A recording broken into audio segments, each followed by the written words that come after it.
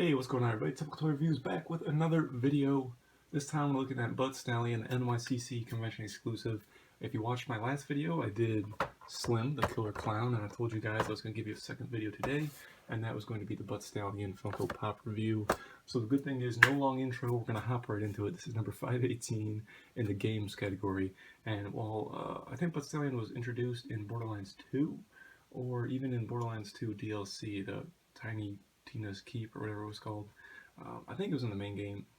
It was in a lot of Borderlands games, okay? But they made it specifically because Borderlands 3 dropped, so they started making more Borderlands pops. I think it's been a while, other than like I think they came out with Lilith as a SDCC, and that was kind of the first one that reinvigorated the line. And as you can see, it's weird that it's 518 because the old ones were 211, 210, 212, and Lilith is 209, so maybe it's a different one. Maybe Maya. Did they make Maya instead? I don't know. Anyway, there's the side of the box, and the top, and the bottom. Again, this was NYCC, $15 at GameStop, shared exclusive with GameStop. I'm going to go ahead and get it out of the box. Nothing, I know Funko usually does, or sometimes does, little things on the top of the box. When you open up the flap, nothing on the top, nothing on the bottom. I was hoping they'd have some kind of clip, since Borderlands is all about like this little Easter eggs and little jokes and stuff.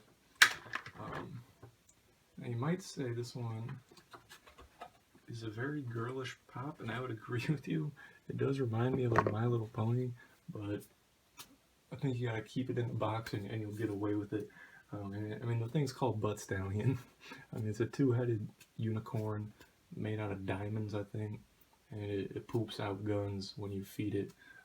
Is it called Iridium? I don't know if Iridium is a real thing, or if that's what it's called in the game. But either way, it's some purple gems. That's where in the Tiny Tina DLC is where you'd give it the guns and it would poop out either purple or legendary weapons. Probably purple. With a chance for legendary if you gave it like 10 at a time, or maybe it always costs 10. Anyway, really cool, pearlescent, iridescent, and clear. Hold on one second. Minor interruption, but we're back. Anyway, I was talking about how it has like a pearlescent rainbow effect. If you see like gasoline, it's not really gasoline on the ground. Whenever you see one of them puddles on the ground that looks like a rainbow, that's kind of what they did here. And it's pretty cool how they did it, because like the feet, I think, yeah, the feet have like these blue painted areas around the hooves.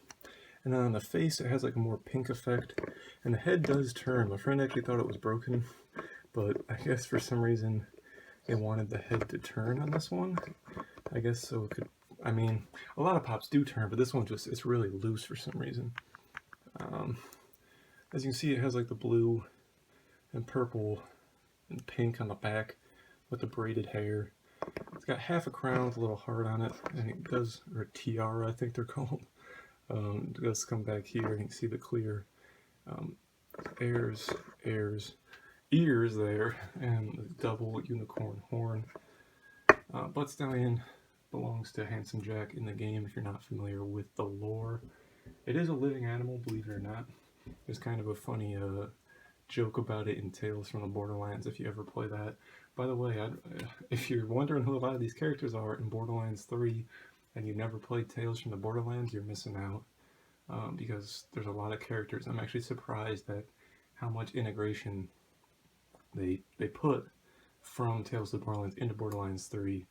There's definitely a lot more like story and characters. I figured it was just kind of a standalone game. It wasn't really canon, but it actually ties in. Like you probably you wouldn't know why Hyperion is smashed into the ground in Borderlands 3 without playing the game. Because pre-sequel, yeah, that was a pre-sequel. So when Borderlands 1, I think, then pre-sequel, then 2, and then Tales from the Borderlands, it is canon. It's the next game chronologically in the series, and then Borderlands 3. So definitely go back and play that. It's an awesome game, one of my favorites, really. I liked it more than The Walking Dead Telltale, but just as a whole, it's a really great game. I don't play games over very much, but I played that game twice, and I'm highly considering playing it a third time. It was just so great. A lot of the humor from Borderlands, a lot of the characters from the Borderlands main games as well, so they kind of interchange. Anyway, that was me going off on a tangent. This figure is kind of like slimy. I don't know if you ever had one of the gold chrome ones. They have just that weird texture to them. I think it's the pearlescent or iridescent, one of those terms. Just a little tiny paint flaw here. It's not too noticeable. I thought it was like a black speck, but it's just the purple showing underneath the blue.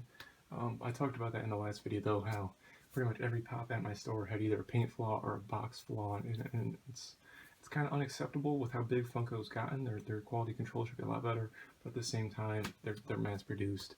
There's nothing they could really do about it. They get dinged up in the factory. The paint gets a little messed up, but you know, we'd like to see some better consistency. But anyway, that's it. Like I said, it is kind of a girly pop, but I mean, if somebody's clowning you for, you know, a toy that you have, I mean, shame on them. I mean, it's 2019, almost 2020. I don't know why people are still bullying each other. Who cares about a material object if you're a boy or girl and you like it or not? Just don't worry about what they say and buy what you enjoy.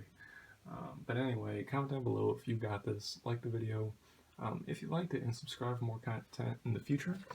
Make sure you go back and watch the Killer Clown video if you want to see a review on him. And then next week, we're going to be looking at Holiday Thanos and the new Jon Snow. But since those pops are a little bit older, like I said, I'm going to wait until next week. But I wanted to make sure that I got you these reviews on these two new ones as soon as possible. These ones are the only two I got. They're the only two I will be getting, so, you know, sorry, don't really look out for anything else. This is all I got for you. But again, thanks for watching, guys, and I will see you in the next video.